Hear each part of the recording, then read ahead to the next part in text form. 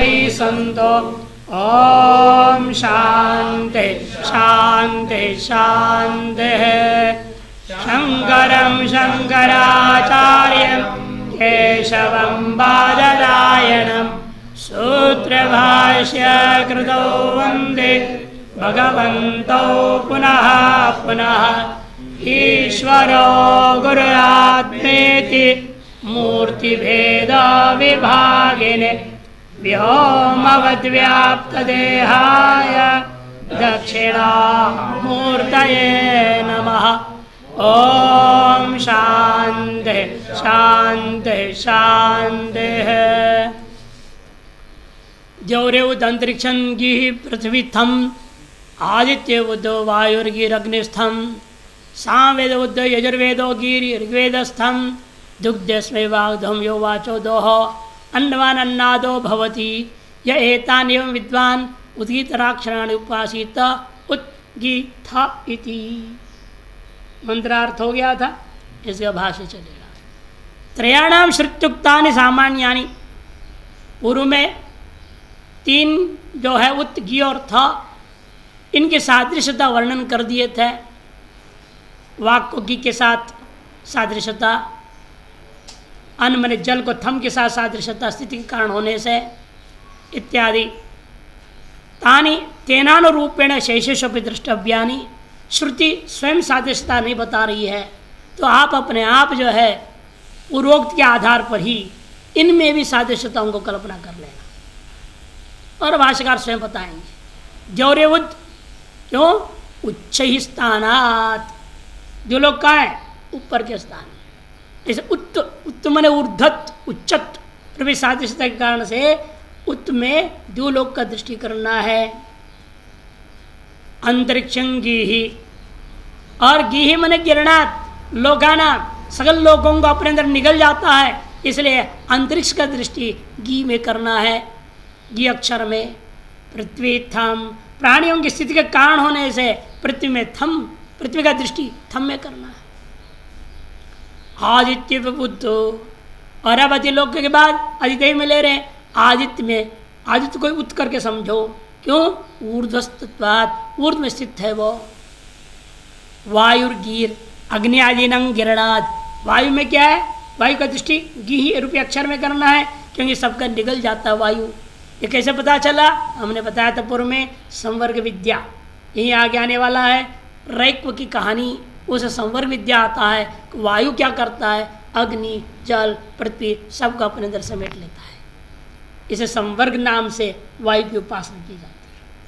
वह संवर्जन वही है निगलना। अग्नि जल तक कहा जाता है? वायु में स्वाहा। जल उबालो, वाष्प होके वायु में विलीन हो जाता है। सबका काम यही है। अग्निस्थम, अग्नि क्या है? का दृष्टि था में करना है, क्यों? यज्ञ कर्मावस्थानात्, यज्ञ कर्म की अवस्थिति अग्नि से ही होती है। सामवेद स्वर्ग संस्तुतत्वात्, सामवेद का दृष्टि उत्त में करना है कि सामवेद में क्या ऊर्ध्वत्व है? ऊर्ध्वत्व के लिए ऊर्ध्व लोक की संस्तुति उसमें। सामवेद का गायन, साम जो ऋचाओं के जो साथ सामगान किया जाता है, उसे स्वर्ग का संस्तुति की जाती है। सर्वोत्कृष्ट लोक के फल प्राप्ति के लिए सामवेद का प्रयोग होता है। इसे सामवेद का दृष्टि उत्त में करना है। यजुर्वेद गीर यजुषा प्रत्यस्य विषय देवतानां गिरणात्, यजुर्वेद के मंत्रों का पाठ करते हुए देवताओं को जब हविष देते हैं हम, तब देवता उस हविष को ग्रहण करते हैं। इसलिए देवताओं के द्वारा हविष का ग्रहण करना ही निगरणन है, निगलना है। तारस सादृश्यता को देखते हुए यजुर्वेद का दृष्टि गी रूपी अक्षर में करना है। ऋग्वेदस्थम, ऋग्वेद का दृष्टि थम अक्षर में, क्यों? ऋग्वेद पर ही आरूढ़ होते हैं। ऋग्वेद पर स्थित होकर के हम सामगान करते हैं। ऋचि अध्युड़त्वा सामनः, बस स्वर लोग भी पृथ्वी पर आधारित है। यदि पृथ्वी में आप यहाँ यज्ञादि ना करें, स्वर्गलोक कौन जाएगा? स्वर्ग की स्थिति कैसे रहेगी? हो ही नहीं सकती। लोग आना जाना जरूरी है, वहाँ नहीं आएंगे चाहे इसका महत्व खत्म हो जाएगा। कोर्ट में दलील दिया, ये चारों धाम के आप यात्रा बंद करते हो, ये ठीक नहीं। हमारे भगवान में इतना सामर्थ्य नहीं है क्या? कि हमें कोरोना से बचाएंगे, विश्वास करो वहाँ हम जाएंगे कोरोना नहीं होगा। इसलिए हमारे विश्वास तोड़ो मत, जबरदस्ती डरा रहे वहाँ जाओ तो बीमार तो मर जाओगे। मरेंगे तो भी पहले भी क्या होता था, लोग चारधाम यात्रा जाने वालों के लिए हरिद्वार तक आते थे, रिश्तेदार, पत्नी बच्चे सब आगे सो जाओ भाई, बोलते थे आप जाइए, ये सोच करके लौटेगा नहीं, जाएगा जंगलों में होता है, कहीं बाघ खा जा, कहीं शेर खा जा, कहीं भालू खा जा, कहीं कुछ हो जाए, क्या पता। आ जाए तो बड़ा उत्सव मनाते थे, चारधाम यात्रा करके आ गया, स्वर्ग से लौट गया। ऐसे हमारी परंपरा रही है, आप क्यों रोक रहे? हाईकोर्ट ने मान लिया, तुरंत का खोल दो पट, जाने दो भक्तों, सीमित कर दिया, 1200 से ज़्यादा नहीं जाना। और कानून भी अपना भी दिखा रहे हैं ना, सरकार का भी अपनी दाव दिखाना चाहते हैं जबरदस्ती, तो कर लो।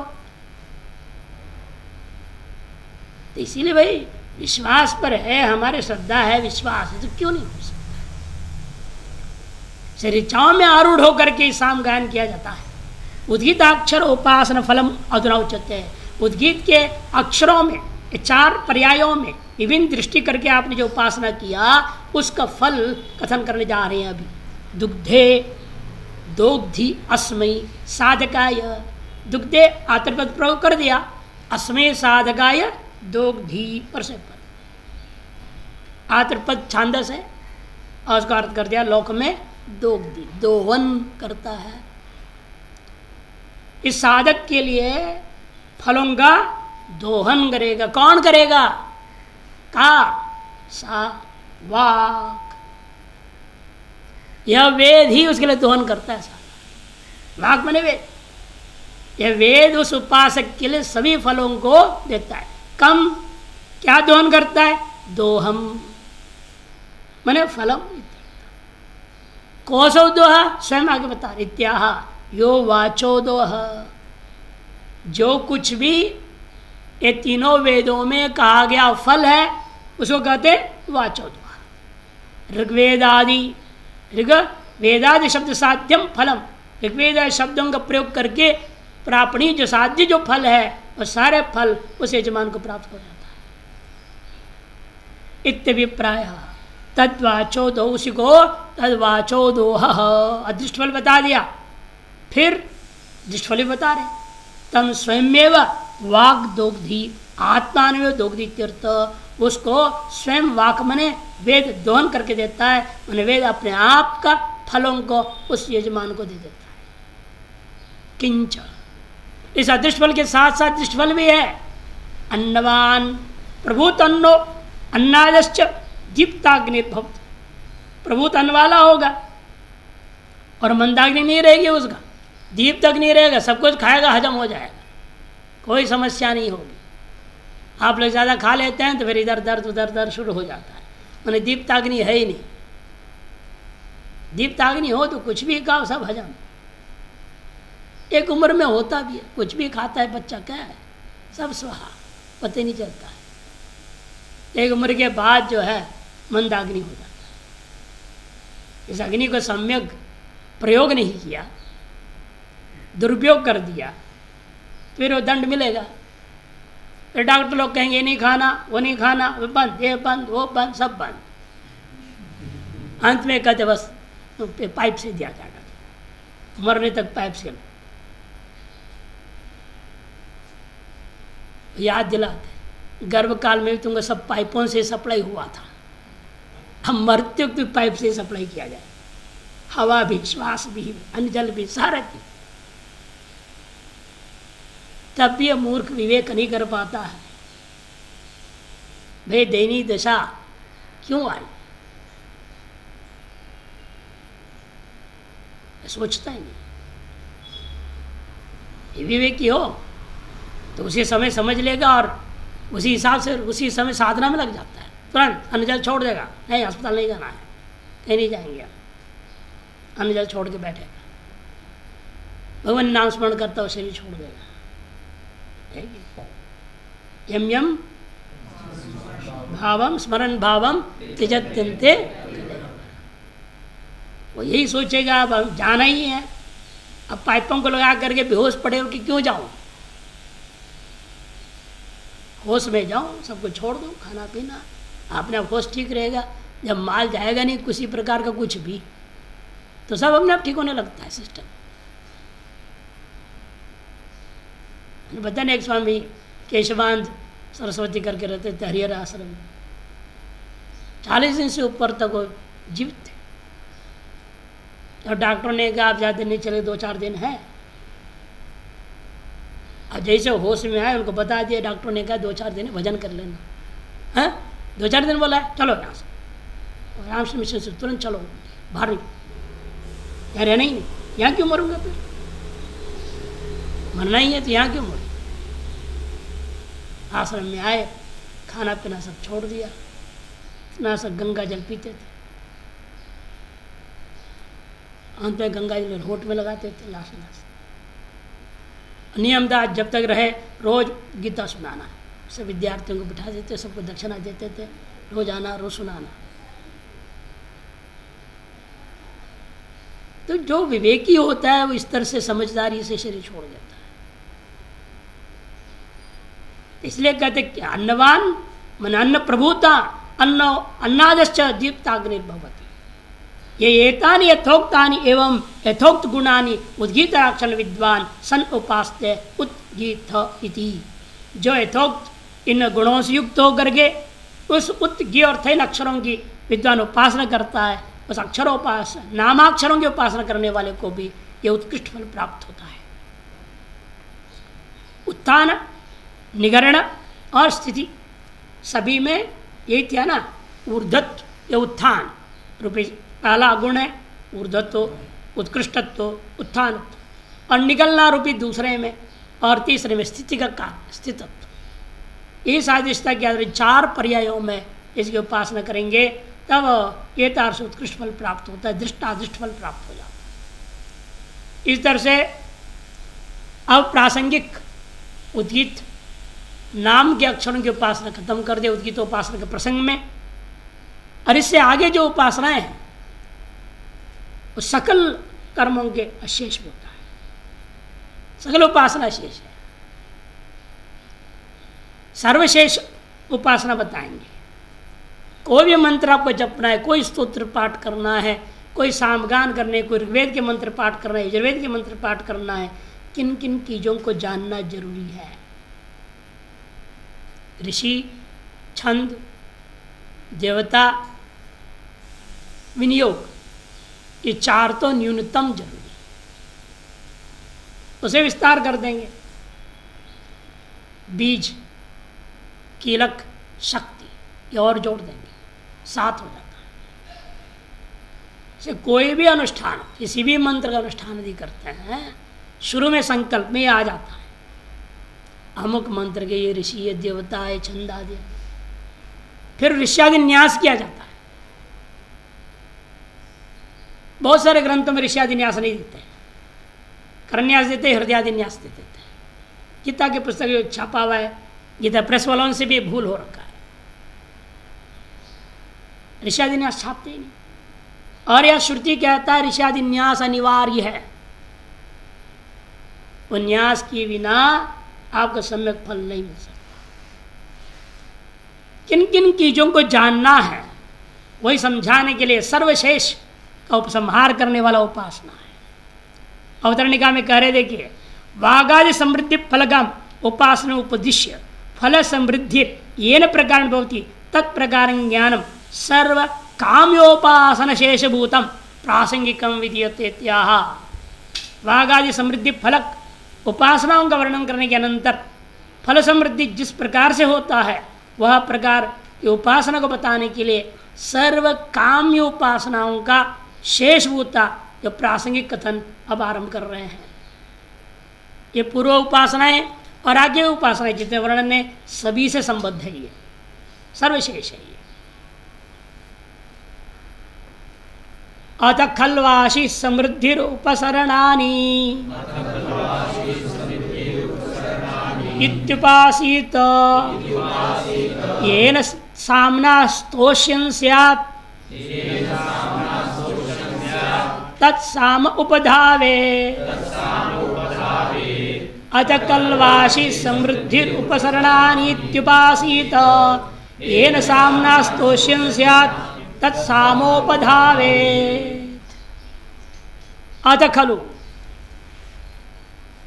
आशी समृद्धि, इसके अनंतर निश्चय ही कामनाओं की समृद्धि के फल देने वाले जो उपासनाएं हैं उनको बतलाई जा रही है। उपसरणानी आशी समृद्धि, मैंने आशा मैंने कामना, उनकी समृद्धि के अनुरूप उपसरणानी उपासनानी ध्येयानी यद किंचित भवन्ति तत् इत्युपासित, उनको इस प्रकार से जान के उपासना करनी चाहिए। येन सामना स्तोषं स्यात्, जिस साम या स्तोत्र आदि के द्वारा आप देवता को प्रसन्न करने के लिए प्रवृत्त हुए हैं, उस साम के बारे में पूरा पूरा जानकारी होनी चाहिए। तत्साम उपधावे, उस साम के बारे में चिंतन करो। इस साम का दृष्टा ऋषि कौन, इस साम के द्वारा कौन सी देवता का स्तुति किया जा रहा है, यह साम किस छंद में है, ये सब जानना जरूरी। अगले 9, 10, 11 में विस्तार करेंगे साम के किन किन चीज़ों को जानना जरूरी है। उसी प्रकार अन्य सब स्तोत्र में समझना, जो वेद में साम की बात कही जा रही है वो लोक में अन्य स्तोत्र मंत्र सभी में घटा लेना है। खलु शब्द ये चौथी बार आ रही है आपको अभी तक में, और हर बार अलग अलग अर्थ करते आ रहे हैं भाष्यकार और टीकाकार। यहाँ भाष्यकार खलु का अर्थ नहीं कर रहे हैं किंतु टीकाकार कर रहे। देखिए, वक्ष्यमाणोपासनाम सर्वकाम्योपासना शेषत्व द्योतनार्थम खलवित्युक्तम, या खलु ये जो कहा गया है, आगे कहे जाने जो उपासना है सर्व काम्य उपासनाओं का शेषभूत वस्तु है। निष्काम उपासनाओं के नहीं, सकाम उपासनाओं के शेषभूत है। यह अर्थ को बताने के लिए खलु यह कह दिया गया। पहले 28वें पृष्ठ में जा चुका है खलु, उसका अर्थ उपसंहार किया, उपसंहारार्थे खलु। और फिर 38वें पृष्ठ में आ गया, वहाँ पर समुच्चय अर्थ में खलु बोला था। और उसके बाद 41वें पृष्ठ में गया था, वहाँ पर आपने कहा था प्रसिद्ध अर्थ में खलु प्रयोग हुआ है। और यहाँ पर आप कह रहे हैं कि जो है सर्वशेष का द्योतन करने के लिए खलु है, सर्वोपासना शेषत्व द्योतन करने। 28, 38, 41 और वर्तमान 43, 4 भिन्न भिन्न अर्थों में खलु आया। भाष्यकार कहते अथो खलु मैंने इदानी आशीष समृद्धि, मैंने आशीष की जो समृद्धि है, आशीष मैंने कामस्य समृद्धि, यथा भवेत जिस प्रकार से होवे, अपनी कामना की अभिवृद्धि किस प्रकार से हुए, मैंने कामना जो आपने मांगे अधिक से अधिक और मिले, है कि नहीं, वो कैसे हो। ये तदर्थो इति वाक्य शेषा उपसरणानि मैंने उपसर्तव्यानि उपगंतव्यानि ध्येयानि इत्यर्थ। यथा भवेद तदुच्यते, वो कथन करने जा रहे हैं, ये वाक्य शेष तदुच्यते वाक्य शेष जोड़ लेंगे हम क्रियापद को। उपसरणानि का अर्थ है उपसंसर्तव्यानि और उपगंतव्यानि ध्येयानि इत्यर्थ। उपसर्तव्यानि, उपसरणम जुटता उसको सर्तव्य करते हैं, पहले बता दिए। उपसर्तव्य स्पष्ट करते हैं उपगंतव्यानि मैंने चिंतनीय, ज्ञा धातु गम धातु ज्ञान अर्थ में, इसलिए आगे कहते ध्येयानि इत्यर्थ, चिंतनीयानि इत्यर्थ। कथम इत्युपासित, ऐसे उपासना, ऐसे मैंने कैसे, एवं उपासित इति का अर्थ एवं एवं उपासित अर्थ कर भाषा, ऐसे करो, ऐसे कैसे करना है, तद यथा बता दिया। ये न सामना मैंने ये न साम विशेषण स्तोषण स्तुतिं करिष्यन् स्यात्, जिस साम विशेष को लेकर के आप देवता आदि का स्तुति करने वाले हो, भवेद उद्गाता, कौन करता है, उद्गाता करता है सामगान। तस् साम उपधावेत, उस साम के शरण में चले जाओ, मैंने उपसरेत चिंतित, शरण में जाओ, उसकी चिंतन करो। कैसे चिंतन करना है, उसकी उत्पत्ति आदि के बारे में चिंतन करो। कैसे ये सृष्टि में ऋचा आ गई जिसमें साम गाया जा रहा है, स्तोत्र कैसे अभिव्यक्त हुआ, कौन ऋषि है जो इसका दृष्टा है। उत्पत्ति विषय का मतलब ऋषि, अस्य मंत्र से वेद व्यासो ऋषि बोलते हैं ना, क्यों बोलते हैं? इसलिए बोलना पड़ता है, वो दृष्टा वही है उसका, उनके कारण से अभिव्यक्त हुआ है, संसार में प्राप्त हुआ है हम लोगों को। इसे जिस मंत्र का ऋचा होंगे या स्तोत्र होंगे, चाहे पुराणों में हो, जहाँ कहीं भी हो, जिसने उसका पाठ किया है वही उसका दृष्टा है, वही उसका ऋषि है। जिसे प्रहलाद स्तुति कर रहे हैं और उस स्तुति का आप पाठ करना चाहते हैं, फिर आप प्रहलाद ऋषि ही बोलना पड़ेगा। ध्रुव ने किया, उसका आप अनुष्ठान करना चाहते हैं, अस्य स्तोत्रस्य ध्रुव ऋषि ही। ये ऋषि आदि जानना जरूरी है, उत्पत्ति आदि को जानना है। उनमें से किस किस को जानना है, स्वयं श्रुति आगे बता रही, देखिए। यस्याम ऋचि ताम ऋचम यदार्शेयम तम ऋषिम याम देवताम अभिष्टोषं स्यात् ताम देवताम उपधावेत। यस्याम ऋचि ताम ऋचम यदार्शेयम तम ऋषिम याम देवताम अभिष्टोषं स्यात् ताम देवताम उपधावेत। जिस ऋचा में आप गायन करने वाले हैं, देवता का स्तुति करने वाले हैं, उस ऋचा को पहले जानो, मैंने पहले चयन कर लेना आपको कौन से स्तोत्र का पाठ करना है, किस देवता के लिए करनी है वो भी तय कर लो, और कौन सी ऋषि ने किसी काल में, अनादि काल से अभी तक में उसका पाठ करके लाभ उठाया था, फल प्राप्त किया था, उस ऋषि को सब स्वयं स्मरण करो।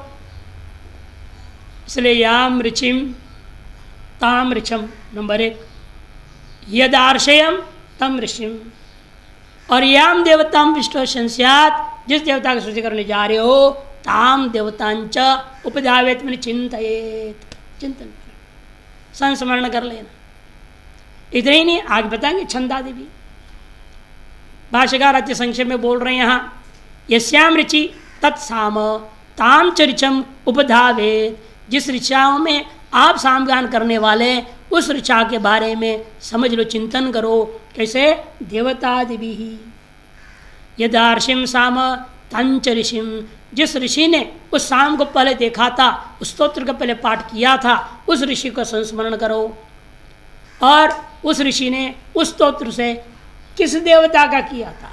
याम देवताम अभिष्टोष्यन, जिस अभी देवता की स्तुति करता हुआ पाठ किया था, ताम देवता उपधावेत, उस देवता का जो है आप शरण होवे। अस्य स्तोत्रस्य, है कि नहीं, भगवद गीता माला मंत्रस्य ऐसे कहा जाता है। वेदव्यास ऋषि ही अनुष्टुप छंद, यदि अन्य छंद भी है उसमें, इन प्रधान रूपेण अनुष्टुप छंद। श्री कृष्ण परमात्मा देवता बोलते कि नहीं बोलते? कौन से सूत्र पहले बोला? अस्य भगवद गीता माला मंत्र से, स्तोत्र का नाम लिया पहले आपने, फिर उसका ऋषि का नाम लिए अमुक ऋषि, फिर उसका देवता का नाम लिया अमुक देवता, छंद का भी नाम लिया अनुष्टुप छंद। वो अगले मंत्र में आ रहा है छंद के बारे में। यस्याम ऋचि तसाम इत्यादि। अब अगले के लिए येन छंदसा स्तोषं स्यात् तच्छंद उपधावेत्, येन स्तोमेन स्तोषमाण स्यात् तगम स्तोमम उपधावेत्, याम दिशम अभिष्टोष्यं स्यात् ताम दिशम उपधावेत्, येन छंदसा स्तोष्यं स्यात् तच्छंद उपधावेत्, येन स्तोमेन स्तोषमाण स्यात् तगम स्तोमम उपधावेत्, याम दिशम अभिष्टोष्यं स्यात् ताम दिशम उपधावेत्। येन छंदसा, जिस छंद को प्रधानता पूर्वक स्तोत्र में पाठ किया गया है, आप स्तुति करने वाले हैं, स्तुति करता हुआ बोलने वाले, उच्चारण करने वाले हो, तच्छंद, उस छंद के बारे में चिंतन करें। ये स्तोमेन, और वैदिक यदि हो तो वह स्तोम पाठ भी होता है, अग्निस्तोम आप्तोर्याम इत्यादि ना, वाजपेयी स्तोम, अनेक स्तोम है वहाँ। जिस देवता आदि मंत्र आदि के नाम से जो को स्तोत्र को समाप्त किया जाता है उसका नाम स्तोम है। स्तोत्र होता है स्तोत्र को जिससे समाप्त की जाती है, माना अग्नि देवता का नाम लेकर के समाप्त किया जा रहा है, उस स्तोम का नाम अग्निस्तोम।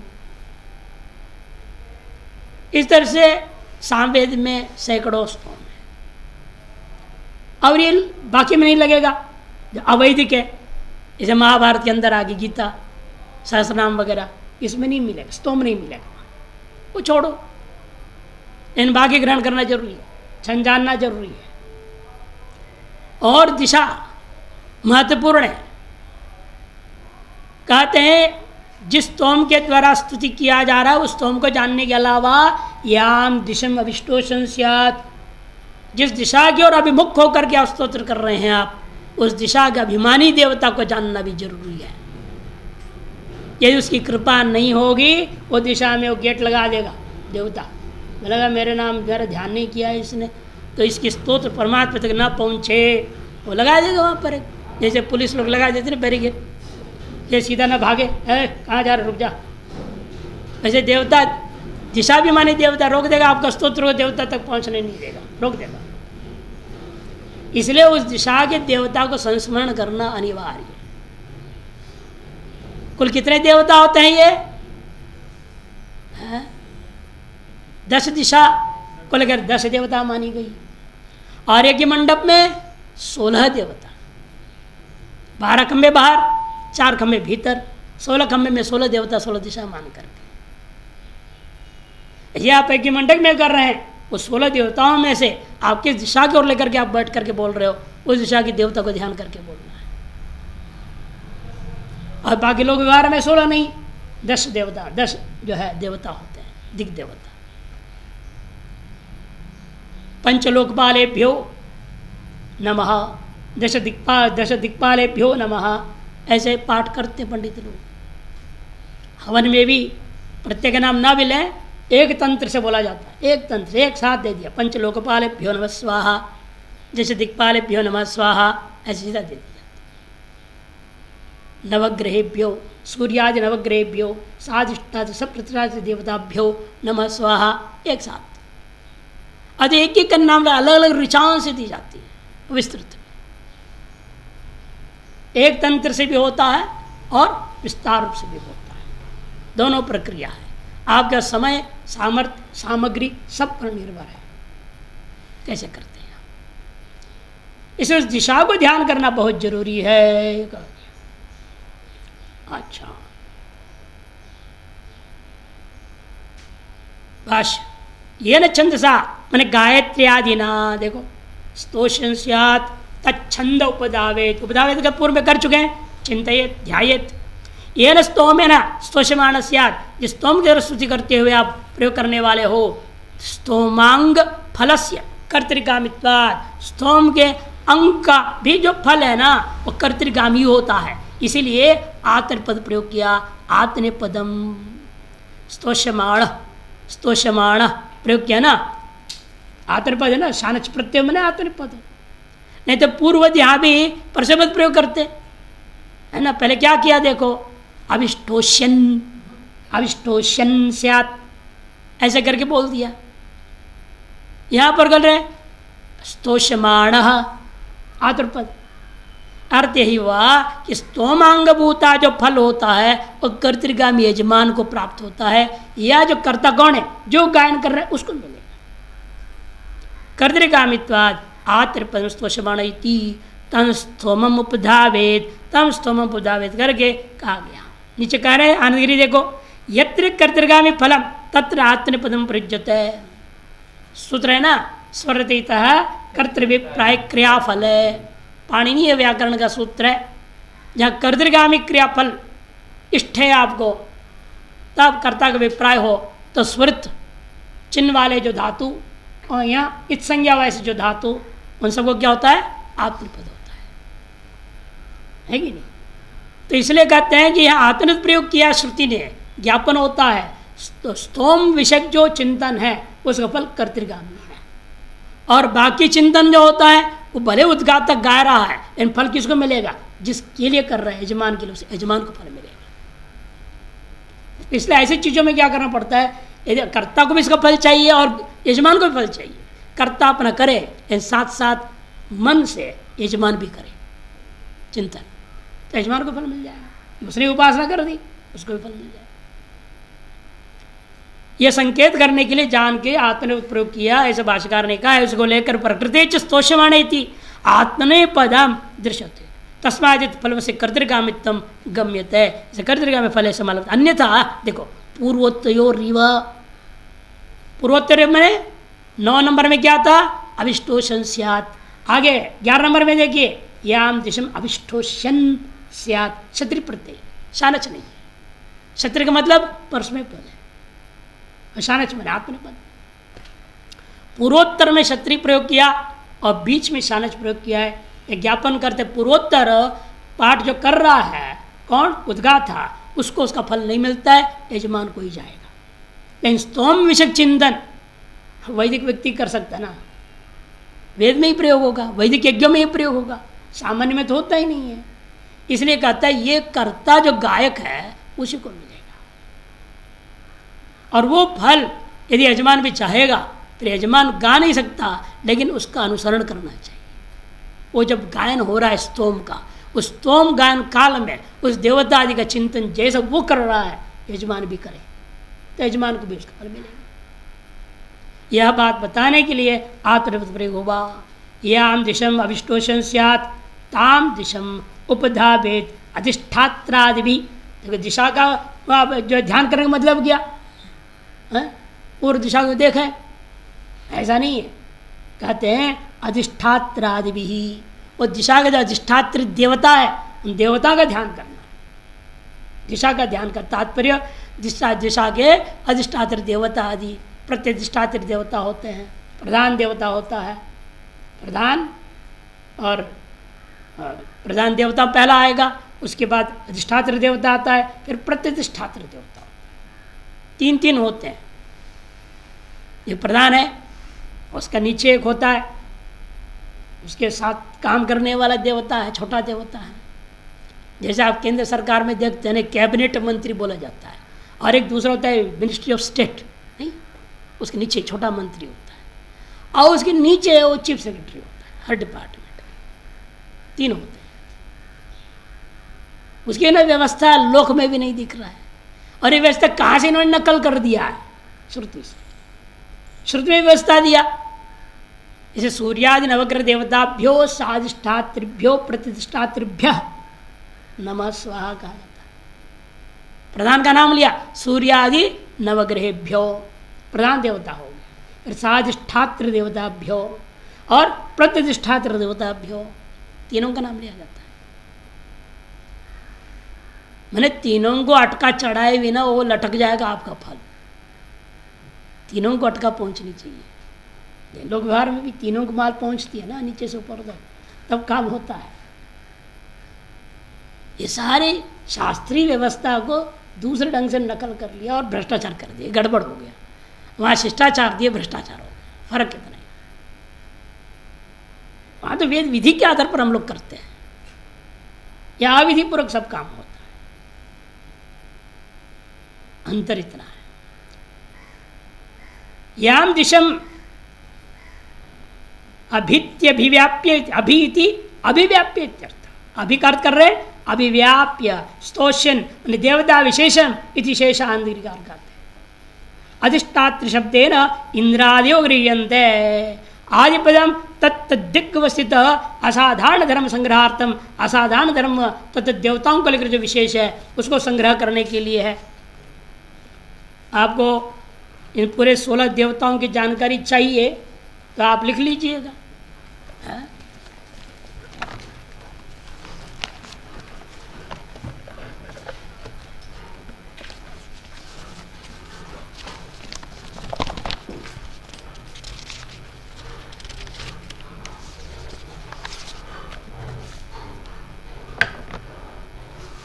पहले यज्ञ मंडप के बाहर के 12 देवताओं को लिखता हूँ।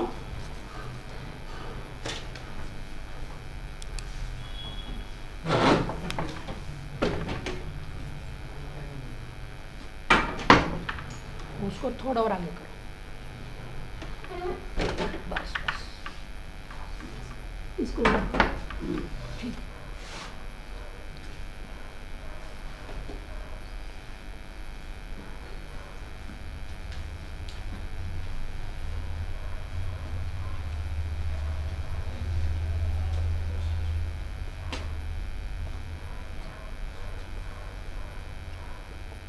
दक्षिण का क्रम से, ठीक है।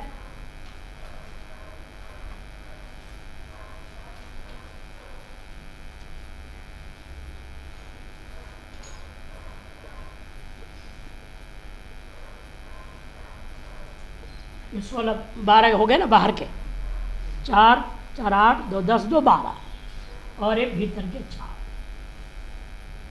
और यहाँ यज्ञ को 2 वैदिक यज्ञ मंडप इस प्रकार से होता है। यह क्रम से देखिए, देवता यहाँ सूर्य है, पूर्वोत्तर के कोने में सूर्य, यहाँ गणेश, यमराज,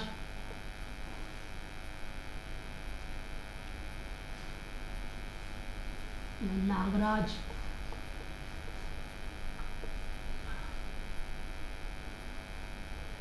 स्कंद वायु सोम,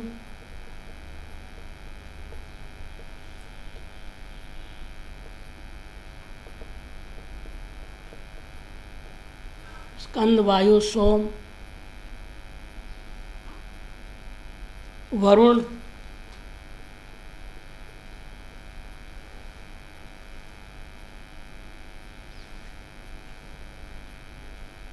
अष्ट, वसु,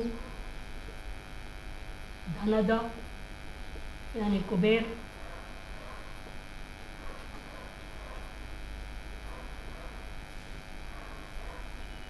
कुबेर, गुरु बृहस्पति,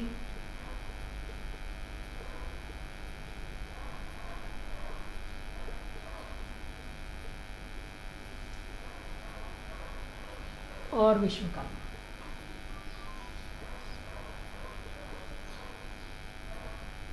बाहर के 12 दिक्पाल देवता हो गए और भीतर के ब्रह्मा,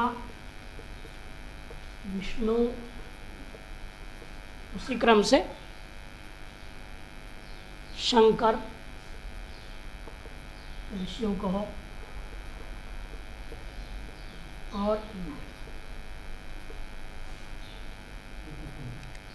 इंद्र। ये 16 दिक्पाल देवता माने गए हैं।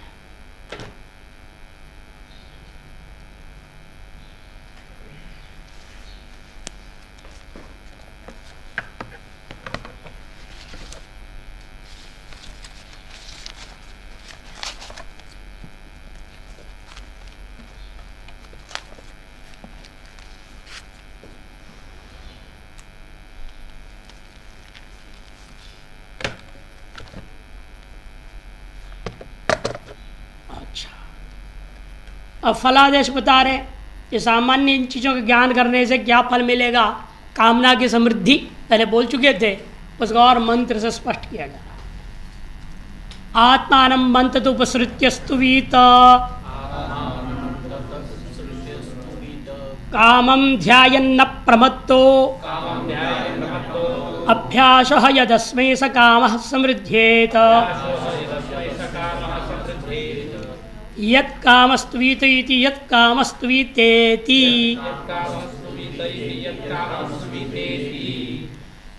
आत्मानं मन्तदुपसृत्य स्तुवीत कामं ध्यायन्न प्रमत्तो अभ्यासो यदस्मै स कामः समृद्धेत यत् कामस्त्वीतेति यत् कामस्त्वीतेति। अंततः आत्मानोपसृत्य स्तुवीत, उद्गाता अंततः जो गायन करने वाला, स्तोत्रादि पाठ करने वाला व्यक्ति अपने ही बारे में चिंतन करे। अपने बारे में चिंतन करने का मतलब अपने गोत्र आदि का चिंतन करे। अमुक गोत्र आदि वाला मैं इस स्तोत्र का या इस शाम का या इस जो है स्तोम का मैं पाठ करूँगा, ऐसे अंत में बोलना पड़ेगा। विनियोग करने के बाद, ऐसा विनियोग तक हो गया देवता आदि, विनियोग करने के बाद में आपको कहना पड़ता है एतार्श जो स्तोत्र का पाठ, जिसके ये ऋषि थे, छंत इत्यादि इत्यादि वर्णित पूर्व में ऋषादि जो वर्णित था, आतार्श स्तोत्र का पाठ करने वाला मैं अमुक गोत्रोत्पन्न, अमुक प्रवर्ग, अमुक सूत्र का, अमुक वेद के अमुक शाखा का व्यक्ति हूँ, जो इसको पाठ करना चाहता हूँ अमुक कामना के लिए, ये पाठ कर।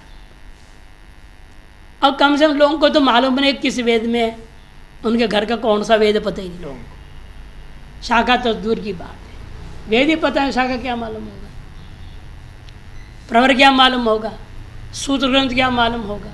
इसलिए आजकल कहते चलो भाई तुम गोत्र तो बता दो, वो भी पता नहीं लोगों को। जो उनके जो टाइटल बोलते हैं ना सर, जो साथ में नाम होता है उसको गोत्र बोलते। कल लेकिन ऐसे उसका नाम था प्रवीण तोमर, तुम्हारा गोत्र क्या है? तोमर। ये कहाँ से, ये कैसे बोल रहा? अरे कौशिक बोलता, कश्यप बोलता, जिसका कोई गोत्र मालूम है उसको कश्यप गोत्र होता है, तुम्हें क्या बोल रहा है? कहते हम लोग ऐसे ही बोलते हैं, गोत्र भी पता नहीं, वेद आदि क्या मालूम होगा। यहाँ भी कई लोग जैसे की भी हुई थी ना, एक बार वेद आदि खोज करते करते बड़ा परेशान हो गया, इसका अपने कुल का कौन सा वेद है, कौन सा जो हमारे शाखा थी, सब पता लगाते लगाते कितने लोगों को फोन बांध करके पता है, पंडित ये वो कुछ कुछ मालूम हो गया, पूरा नहीं मालूम हुआ है तब तक, अभी काफ़ी रह गया। इसलिए ये जो परंपराएं सुरक्षित रहा नहीं कुल वंशों में। आपका वेद आपको मालूम होना चाहिए, आपके वंश किस वेद का पाठ करते आया है, उस वेद में भी कौन सी शाखा, उस शाखा में भी कौन सा ऋषि प्रवर के अंतर्गत चला आया हुआ है, और उसके अंतर्गत भी प्रवर के बाद आप अपने सूत्र ग्रंथ, कौन सा सूत्र ग्रंथ आपके मान्य था। आपस्तम शरद सूत्र है, याज्ञवल्क्य शरद सूत्र है, लाठ्यायन है, लाह्यायन है, आश्वलायन है, अनेकों गृह सूत्र हैं, धर्म सूत्र हैं। कौन से सूत्र ग्रंथ के आधार पर आपके वंश में कर्मकांड हुआ करता था, उस सूत्र ग्रंथ का नाम जानकारी होनी चाहिए। उसके बाद गोत्र, एक कम से कम 5-6 आइटम है, ये हर व्यक्ति को अपना जानकारी होनी चाहिए, सनातन धर्मियों के लिए अनिवार्य है।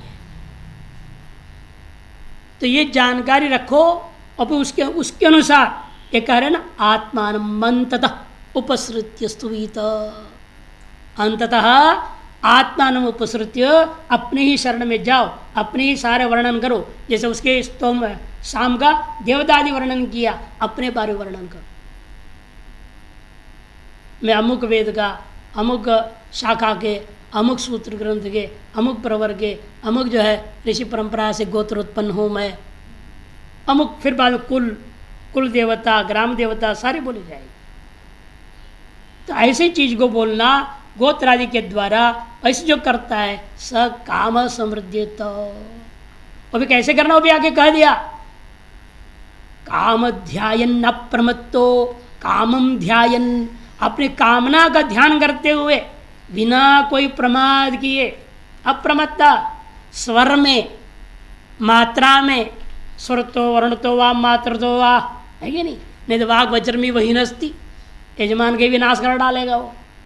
इसीलिए अप्रमत्त सन, स्वर आदि में कहीं भी कोई फर्क न करते हुए, प्रमाद न करते हुए जो ऐसा पाठ करे, स्तुवित अभ्यास यदस्मै स काम समृद्धि, तो निश्चित रूपेण उस यजमान के लिए, उस उद्घातक के द्वारा जो कामना की स्तुति करेगा वह कामना की भी समृद्धि हो जाएगी। यद कामस्तुवित, यद कामस्तुविति, प्रथम अध्याय 3 खंड समाप्त होता है। साथ साथ भाष्यकार कहते हैं, आत्मानम माने उद्गाता, जो गायक यज्ञ में, और यज्ञ नहीं हो तो आप बाहर कर रहे हैं गीता पाठ आदि, आप स्वयं है वहाँ उद्गाता गायक है। स्वम रूपम, अपना स्वरूप क्या है, गोत्र नामादि भी सामादीन क्रमेण स्वंच आत्मानम, सामाजिक क्रम से अंततम ने अंत में आप अपने आप का भी संस्मरण कर ले, अपने कुल गोत्र आदि को संस्मरण कर ले। अंते उपसृत्य स्तुवित, तदनंतर ही स्तुति करनी चाहिए। कामम ध्यायन अप्रमत्तः, कामना को ध्यान करते हुए वो भी कैसे, अप्रमत्त, प्रमाद रहित। प्रमाद किस विषय में, स्वर उष्म व्यंजनादि भी, स्वर उष्म वर्ण व्यंजन वर्ण आदियों के, जो वर्णों के किसी भी वर्ण का, और स्वरादियों के मने उदात अनुदात स्मृत स्वर, इनमें किसी में कोई प्रमाद नहीं हो। प्रमादम अकुर्वन, ततो उसे क्या होगा, अभ्यास माने क्षिप्रमेव शीघ्रमेव, यदि अत्र अस्मै एवं विदेश काम समृद्धित, उस यजमान के लिए एवं इस प्रकार का उद्गाता जो भी कामना का पाठ कर देगा, आशीर्वाद दे देगा, वह समृद्धि को प्राप्त जरूर करता है। समृद्धि गच्छेत कोसो यद कामो, यह कामो अस्ति स्वयं यद काम सुस्वीत, जिस कामना को लेकर के वह चिंतन करता हुआ उसके लिए पाठ कर रहा है, वह कामना वाला हो करके वह उसकी संस्तुति किया, अतः उसकी प्राप्ति होगी। दुरुक्तिर आदरार्था, दुरुक्ति आदर के लिए है, और इति शब्द प्रासंगिक उपासना समाप्ति अर्थ, प्रासंगिक जो सर्वशेष उपासना थी है, इसकी समाप्ति के लिए इति शब्द कह दिया गया। अतः 2 बार ओंकार में इत्यादि से जाएंगे। ओम पूर्णमदः पूर्णमिदं पूर्णात् पूर्णमुदच्यते पूर्णस्य पूर्णमादाय पूर्णमेवावशिष्यते। ओम